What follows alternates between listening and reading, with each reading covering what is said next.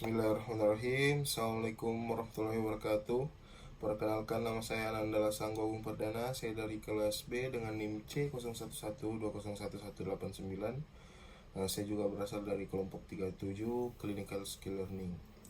Jadi pada kali ini saya akan menjelaskan dan mendemonstrasikan bagaimana cara pengambilan tanda vital, terkhususnya pengambilan tanda vital menggunakan sphygmomagnometer dan juga termometer. Di dalam sphygmomagnometer itu ada tiga hal yang bisa kita lihat dan kita cari. Yang pertama ada pengambilan pembuluh darah, tekanan darah. Ada juga bagaimana cara melihat tekanan diastolik dan juga bagaimana cara pengukuran sistolik. Dan termometer kita gunakan untuk bagaimana cara melihat suhu badan kita. Baiklah, pada kesempatan kali ini saya akan menjelaskan dan mendemonstrasikan bagaimana cara untuk pengambilan tanda vital, terkhususnya tanda vital dari pengambilan tekanan darah. Nah, sekarang saya sudah bersama Bapak. Saya sudah minta izin sebelumnya untuk pengambilan video, dan ini saya sudah pasangkan sphygmomagnometernya. Ini berada tepat dua jari sebelum tendon medial bicepsnya ini, dan kita juga merilekskan tangannya supaya tidak terjadi tekanan. Usahakan tangannya Bapak rileks dan juga tidak terkena baju supaya tekanannya itu tidak terganggu juga. Sekarang kita akan mencari arteri brachialisnya. Di sini kalau tidak salah berada di medial tendon biceps. Kemudian kita palpasi di bagian sini melalui 3 jari. Sini. Kelihatan itu pegang. Udah bawa sih kan? Udah apa-apa. Boleh sih. Deket kami bilang dari awal. Udah biar nih. Nah, sekarang kita cek.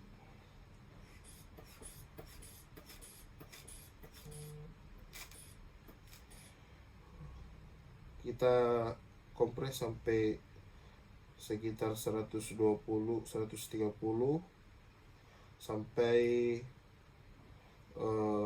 tekanannya menurun. Kemudian kita turunkan lagi sampai detakannya itu terdengar kembali.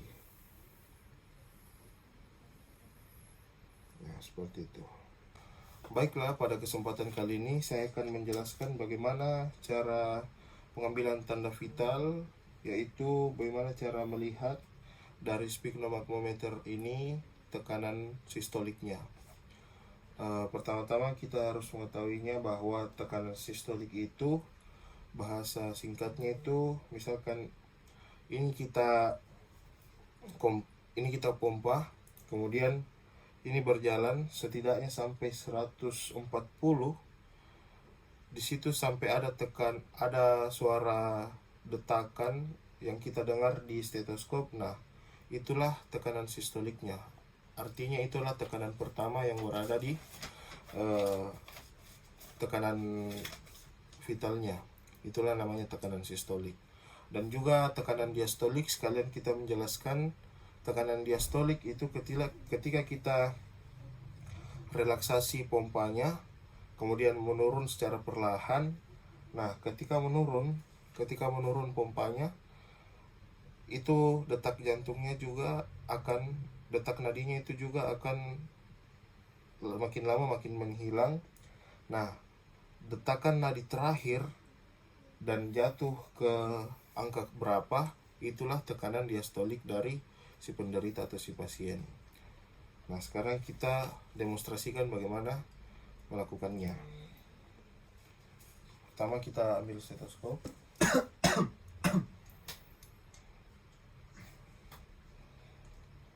Dan kita mengeceknya itu tepat di sini, di tengah, di medial tendon bicepsnya. Pertama kita akan lakukan sistolik. Saya akan mengkompres, mempompa.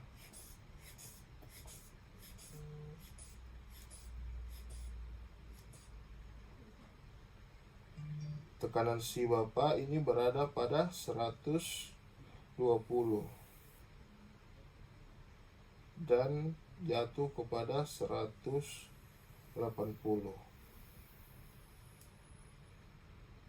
Oke. Dari interpretasi yang saya dapat, tekanan sistolik dari bapak ini berada pada tekanan 120 dan tekanan diastoliknya berada pada 80. Jadi tekanan darah dari si bapak itu 120/80, dan ini sudah terbilang masih normal untuk bapak yang sekarang sudah umur 26.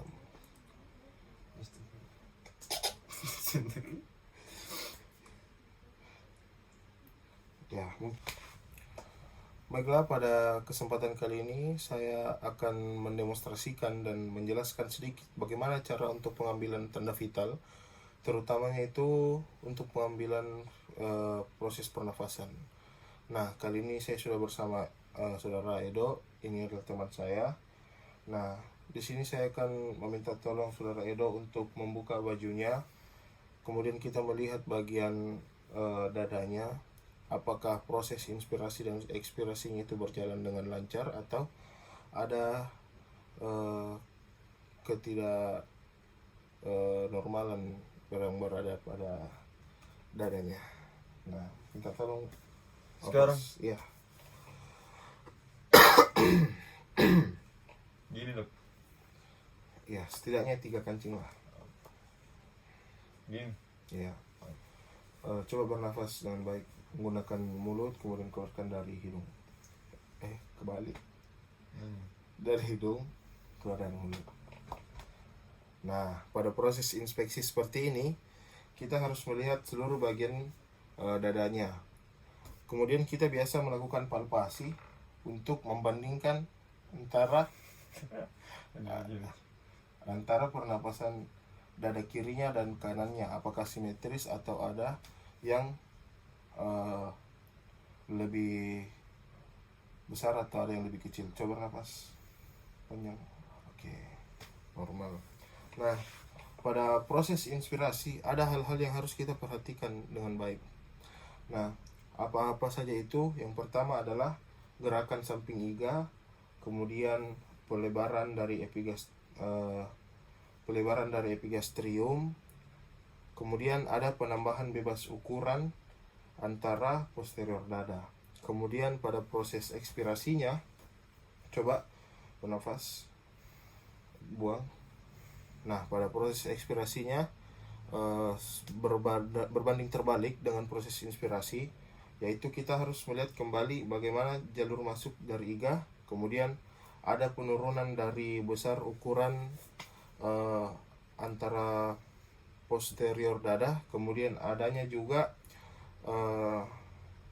yang paling utama kita melihat otot-otot yang membantu pernapasan tersebut. Nah, kali ini kita akan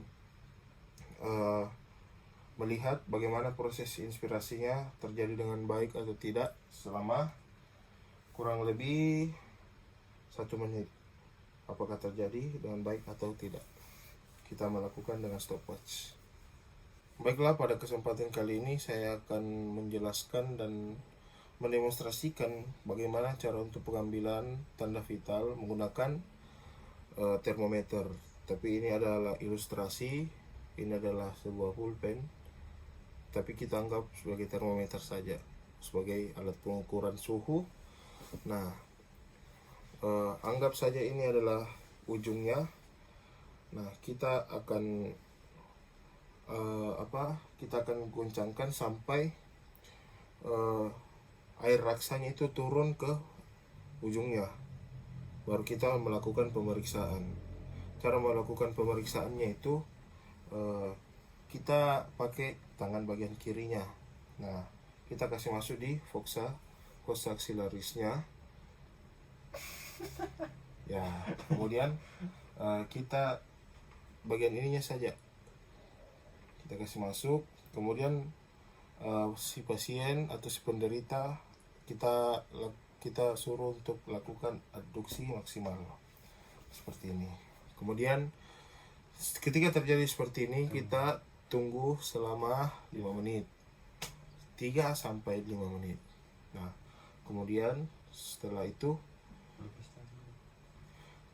sekarang kita abduksi tangannya. Nah, ini kita lakukan pembacaan tes, kemudian kita lapor ke pasien bagaimana hasil dari termometer ini. Sekian.